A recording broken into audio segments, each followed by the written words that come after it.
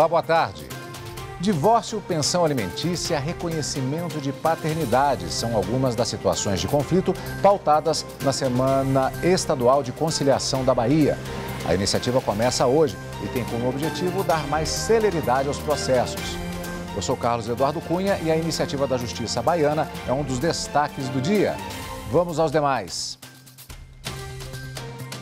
Justiça de São Paulo realiza hoje audiência de instrução e julgamento do empresário Thiago Brenan, acusado de estupro e cárcere privado. Tribunal de Justiça de Mato Grosso promove oficina de parentalidade para pais em processo de separação. E ainda, habeas corpus é o tema da reportagem de hoje, produzida pelo Superior Tribunal de Justiça sobre classes processuais.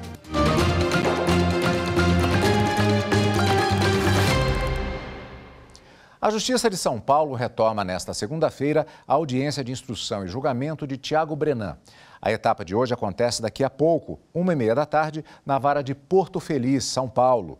O processo se refere a um caso de sequestro, cárcere privado e agressão contra uma brasileira que mora fora do Brasil. O caso está em segredo de justiça. O ministro do Supremo Tribunal Federal, Dias Toffoli, assegurou ao presidente do Tribunal de Contas da União, ministro Bruno Dantas, acesso às mensagens trocadas entre autoridades envolvidas na Operação Spoofing. A investigação da Polícia Federal apura a invasão de contas do Telegram de pessoas envolvidas na Lava Jato. A repórter Carolina Chaves tem os detalhes. O presidente do TCU, ministro Bruno Dantas, pediu ao Supremo acesso aos diálogos obtidos pela Polícia Federal no âmbito da Operação Spoofing. Com o acesso, o ministro, que foi mencionado em conversas, quer resguardar seus direitos e, se necessário, requerer novas diligências para possíveis ações civil e criminal dos envolvidos. Em 2019, a Polícia Federal cumpriu vários mandados de prisão e de busca e apreensão contra suspeitos de invadir contas do Telegram de magistrados, promotores e do então ministro da Justiça, Sérgio Moro. O objetivo era levantar informações sobre a Operação Lava Jato. Em uma dessas conversas vazadas, o ministro do TCU teria sido citado por ter criticado a decisão da 13ª Vara Federal de Curitiba, que impediu o TCU e outros órgãos de ter acesso às provas colhidas no âmbito da Operação Spoofing. O ministro do TCU, Bruno Dantas, afirma que a conversa entre procuradores e magistrados teria a intenção de desgastar a imagem do TCU e, por isso, quer ter acesso para entender o contexto do diálogo que envolve o órgão. Ao aceitar o pedido do presidente do TCU, o ministro do Supremo, Dias Toffoli, fez referência a uma decisão do ministro aposentado, Ricardo Lewandowski, que autorizou o compartilhamento de informações com órgãos fiscais. Além disso, Toffoli entendeu que a Constituição garante a todos o direito de receber informações de interesses próprio ou coletivo, ressalvadas as sigilosas. O vice-presidente do Supremo, o ministro Luiz Roberto Barroso, autorizou o governo de Minas Gerais a participar do Programa de Acompanhamento e Transferência Fiscal. O programa foi criado em 2021 para promover o equilíbrio fiscal de estados e municípios e facilitar o pagamento de dívidas com a União. As informações com Regina Souza. A decisão do ministro Luiz Roberto Barroso, no exercício da presidência do STF, levou em conta todo o esforço do governo de Minas Gerais para regularizar as contas. O Estado entrou com uma ação no Supremo para impedir que a União bloqueasse quase 16 bilhões e meio de reais e evitar a entrada no cadastro de inadimplentes. Isso porque Minas teria até o dia 30 de junho para aderir ao programa de refinanciamento, mas a norma local só foi editada 7 dias depois do fim do prazo. O ministro considerou a crise financeira mineira e todo o esforço administrativo para sanar as dívidas. Outro ponto considerado é que o rompimento do financiamento da dívida pode causar graves prejuízos à continuidade de serviços públicos em Minas, atingindo os mais necessitados. O vice-presidente do Superior Tribunal de Justiça, ministro Og Fernandes, manteve a prisão de suposto líder da facção criminosa que teria contratado menor para matar. Mais detalhes com a repórter Kátia Gomes. No caso, o homem é apontado como integrante da cúpula da organização criminosa Guardiões do Estado, que atuaria no Ceará na prática de crimes como tráfico de drogas e homicídio de membros de facções criminosas. O réu teria corrompido um menor de idade contratado para a execução de um assassinato. No recurso em habeas corpus com pedido de liminar direcionado ao Superior Tribunal de Justiça, a defesa apresentou alegações como a falta de contemporaneidade entre o crime e a prisão preventiva e a nulidade do processo por falta de citação do réu.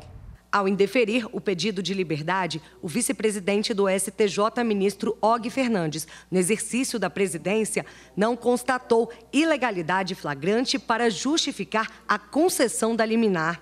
Além disso, destacou que a prisão foi decretada para a garantia da ordem pública e em razão da periculosidade do réu. O Superior Tribunal de Justiça negou o pedido de liberdade a um homem acusado de integrar uma organização criminosa especializada na falsificação de documentos e na venda de diplomas falsos de medicina.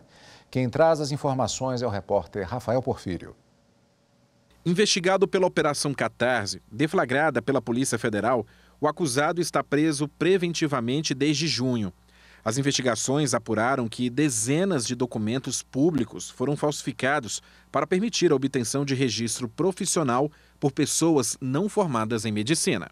Só no Conselho Regional de Medicina do Rio de Janeiro teriam sido identificados 65 casos de falsos médicos.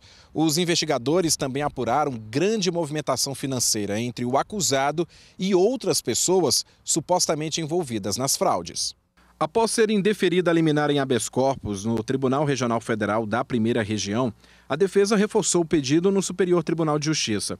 O vice-presidente ministro Og Fernandes, no exercício da presidência, também indeferiu o HC, afirmando que o pedido não pode ser examinado no STJ, pois as alegações da defesa não foram submetidas à decisão definitiva do tribunal de origem.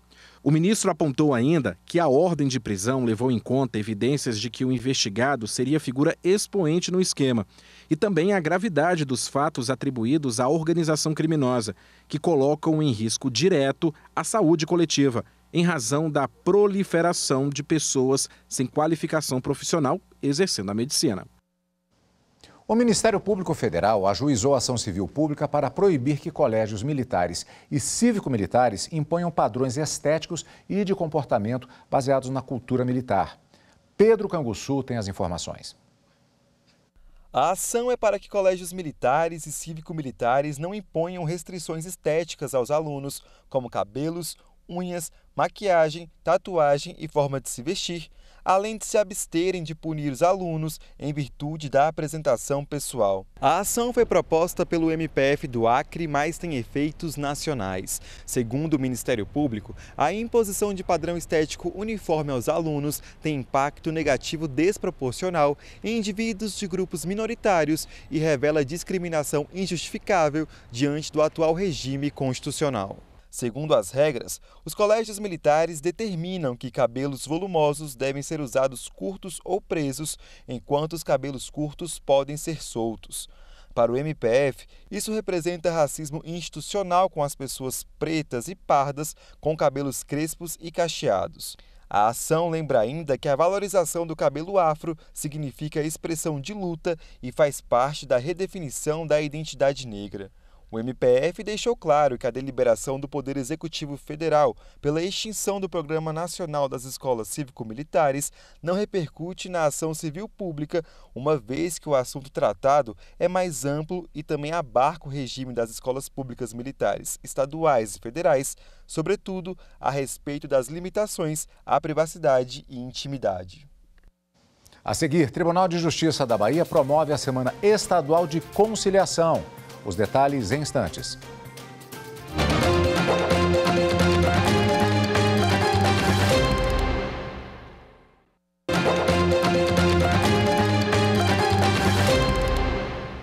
Começa nesta segunda-feira e vai até o dia 23 a Semana Estadual de Conciliação da Bahia.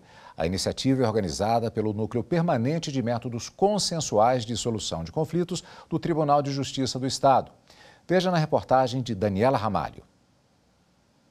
Passamos a não mais nos entender e entramos em conflito. O relacionamento antes pacífico virou uma guerra. Cada um segue seu caminho, não precisa inimizade. Entendemos isso na conciliação. O objetivo é incentivar a cultura da conciliação entre partes e solucionar conflitos. A ideia é tornar também os processos mais rápidos. Os atendimentos serão para situações de divórcio, pensão alimentícia, conflitos de vizinhança e reconhecimento de paternidade. Para isso, haverá um mutirão do projeto Pai Presente na sede do tribunal, com exames de DNA e audiências. Durante a semana, o Tribunal de Justiça da Bahia vai aumentar o número de audiências de conciliação e mediação, adicionando novas designações às agendas das varas, juizados e centros judiciários de solução consensual de conflitos. Tudo isso sem afetar os agendamentos já realizados. Os atendimentos serão por ordem de chegada em um ônibus itinerante que ficará no Shopping da Bahia, das 9 da manhã às 6 da tarde. Quem quiser participar da Semana Estadual de Conciliação deve manifestar interesse por meio de um advogado. Para que a audiência seja realizada, é necessário que o advogado faça uma petição ao juiz. A ação vai ajudar a desafogar o judiciário baiano, que ganhará mais tempo para analisar processos mais complexos. Para detalhar o assunto, conversamos agora ao vivo, de forma remota, com o juiz Moacir Reis Fernandes Filho, coordenador do Núcleo Permanente de Métodos Consensuais de Solução de Conflitos da Bahia. A quem, antes de mais nada, dou boa tarde, agradecendo pela presença conosco aqui na TV Justiça. Boa tarde, doutor. Boa tarde, Carlos. Eu que agradeço, nós agradecemos a audiência. E as expectativas que existem agora com relação a esses atendimentos que estarão disponíveis, que tipo de atendimentos serão feitos durante esse período? Veja, tanto os processos que estão em andamento, como também situações pré-processuais. O conflito, uma vez instalado, pode ser solucionado consensualmente. Os pré-processuais através da rede que nós temos de centros judiciários de soluções de conflito. Não é? Os que já estão em andamento, basta uma simples petição do advogado e automaticamente o processo é conduzido para a sala de conciliação no próprio Sejusc que nós temos nos fóruns. Qualquer tipo de matéria poderá ser tratada nesses casos?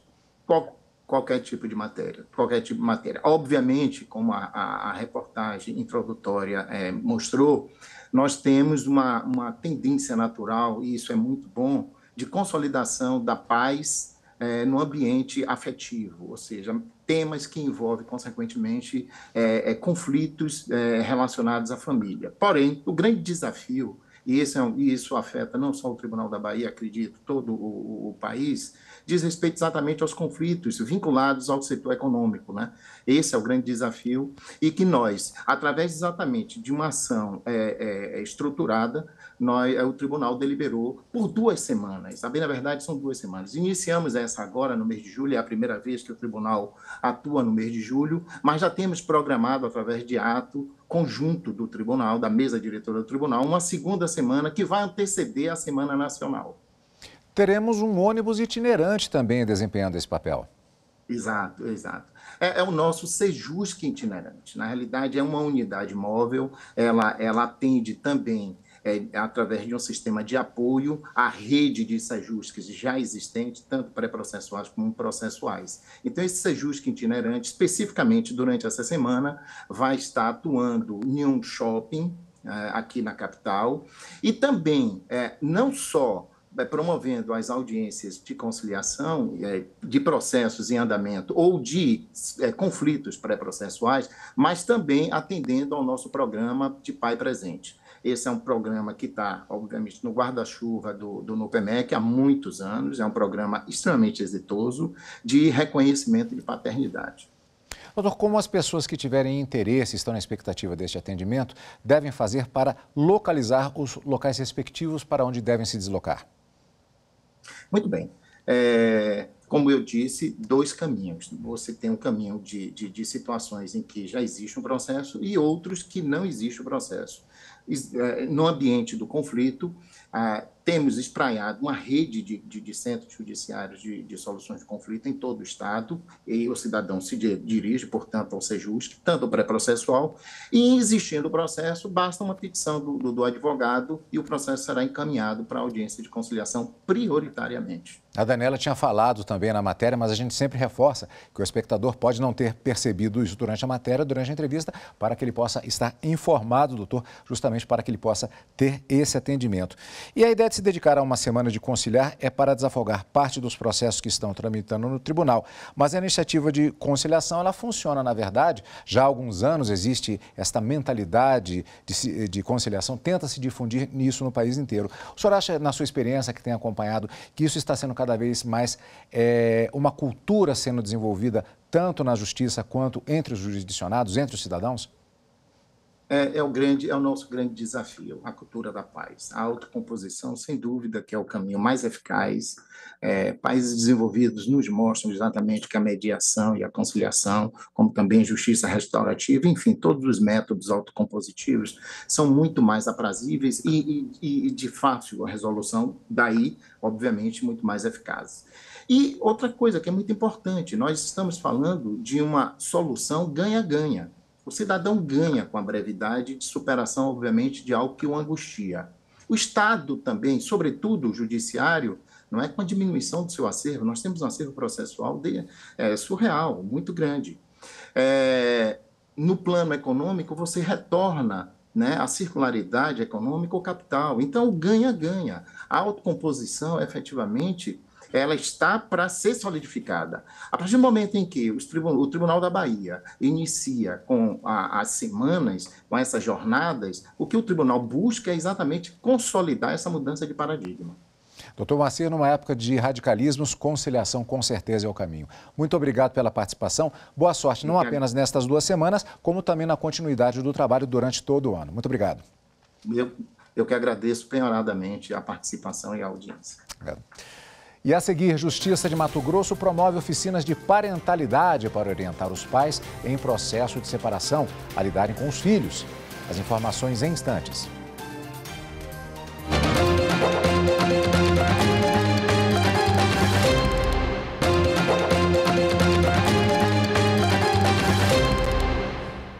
O Tribunal de Justiça de Mato Grosso, por meio do Núcleo Permanente de Métodos Consensuais de Solução de Conflitos e Cidadania, oferece oficinas de parentalidade a pais e mães envolvidos em processos judiciais que tramitam nas varas de família.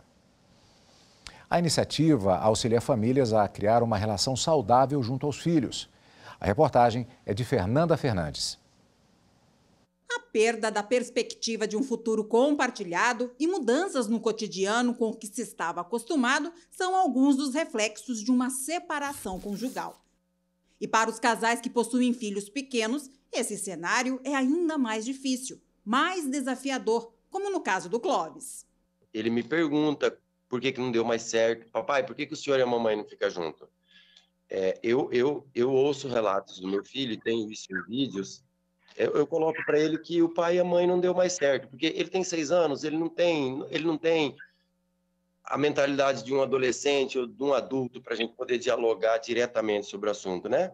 Ele e mais dezenas de outros pais e mães que estão em processo de separação participaram de oficinas de parentalidade, uma ferramenta que tem auxiliado muito nessas situações em que os filhos estão envolvidos.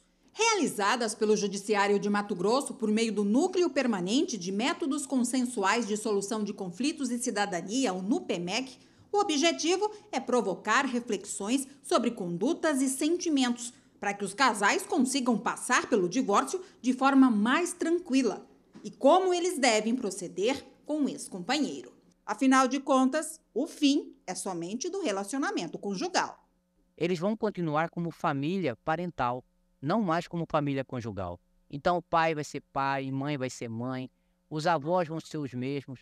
Vai acrescentar talvez novas pessoas nessas famílias. E a vida continua. A preservação desses vínculos é fundamental para a estrutura familiar. E as oficinas de pais e filhos propiciam justamente este espaço de reflexão e de tomada de decisões diferentes, de construção de melhores soluções para toda a família. Quem já passou pela dinâmica, que aborda conceitos como alienação parental, guarda compartilhada e divergências mais comuns, avaliou muito bem a experiência e como ela deve ajudar daqui para frente. Eu acho que me clareou bastante coisas, sabe? Muitas coisas que já haviam sido acalmadas, mas é bom a gente sempre lembrar do porquê que a gente está aqui, o que a gente deve fazer, os cuidados que a gente tem que ter. Tem muitas coisas que aprendemos aqui, né? Como a questão da alienação parental, que muitas vezes achamos que é e não é. Também sobre a questão da inserção da criança. Como eu fiquei tempo sem o contato com minha filha, aí essa questão da inserção dela, de ficar no começo com umas horas, depois uma tarde, e assim sucessivamente, e me apresentando depois como pai, explicar para ela que ela vai ter 2 pais, e assim vai indo, entendeu? Acalmar, entender o que houve, a perdoar-se e perdoar o outro também. O amor, a empatia, isso tem que prevalecer. O Tribunal de Justiça do Rio Grande do Sul doou R$2 milhões para ajudar as vítimas do ciclone extratropical que atingiu o estado. A doação foi entregue pela presidente do tribunal, desembargadora Iris Helena Medeiros Nogueira, ao governador Eduardo Leite. A reportagem é de Matheus Beck. A transferência foi realizada por meio de uma solicitação de recurso orçamentário encaminhada à Secretaria da Fazenda, em que foi pedida a retenção do montante no repasse do 12º ao Poder Judiciário. O valor é destinado ao Fundo da Defesa Civil para minimizar os prejuízos causados pelo evento climático. Um relatório da Secretaria do Meio Ambiente apontou que entre os dias 15 e 16 de junho, houve quantidade de chuva acima do previsto sobre as regiões Nordeste, Vales, Serra e Litoral Norte. De acordo com o Palácio Piratini, os temporais afetaram mais de 553 mil pessoas, deixando mais de 58 mil desalojados ou desabrigados, 214 feridos e 16 mortos. De maneira direta ou indireta, o ciclone atingiu pelo menos 69 cidades gaúchas. O Jornal da Justiça, primeira edição, dá continuidade nesta semana à série produzida pelo Superior Tribunal de Justiça sobre classes processuais.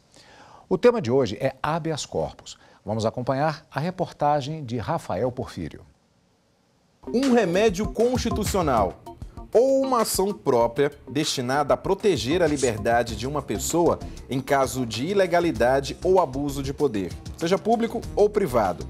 Assim, é definido o habeas corpus, conforme os artigos 647 e seguintes do Código de Processo Penal. O HC, como é mais conhecido, tem natureza penal e possui legitimidade universal, ou seja, pode ser impetrado por qualquer pessoa física ou jurídica, seja advogado ou não, nacional ou estrangeira, pelo Ministério Público e ainda de ofício pelo juiz. O termo paciente é utilizado para descrever a pessoa que sofre ou está em via de sofrer o constrangimento ilegal. Já o impetrante é a pessoa que apresenta o pedido do habeas corpus e pode ser impetrado mesmo que o paciente não seja informado do habeas corpus. O habeas corpus ele é um dos remédios constitucionais mais amplos, porque a legitimação ativa do habeas corpus é o que a gente chama de legitimação ativa universal. Ele pode ser impetrado por uma pessoa brasileira, por um brasileiro, por um estrangeiro, independentemente de capacidade civil, de idade, capacidade política, profissão, qualquer faixa etária, você pode impetrar um habeas corpus, tanto em favor próprio, como em favor de uma terceira pessoa, que é o que a gente chama de habeas corpus de terceiro. E é interessante observar nessa questão e nesse ponto especificamente, que até uma pessoa jurídica, pelo entendimento do STF, pode impetrar um habeas corpus em favor de uma pessoa física que esteja a ela ligada. Só não pode haver o contrário. Um habeas corpus não pode nunca proteger um direito de locomoção de uma pessoa jurídica. Quando usado para livrar alguém que está em uma prisão ilegal, é chamado de habeas corpus repressivo. Quando usado para prevenir e evitar uma possível prisão ou abuso, o chamamos de habeas corpus preventivo. E quando já foi decretada a prisão, porém a ordem ainda não foi cumprida, chamamos de habeas corpus suspensivo. O habeas corpus ele é um remédio jurídico e essa denominação se dá por conta de que o habeas corpus ele tem uma capacidade de resolver injustiças e garantir direitos. Então ele não substitui um recurso, ele é um remédio constitucional que serve para contenção de um constrangimento ilegal, ou seja, é um remédio que tem por escopo, que tem por finalidade, quando alguém se acha ameaçado de sofrer uma violação ou uma coação em seu o direito de ir e vir, em sua liberdade de locomoção, por uma ilegalidade ou abuso de poder.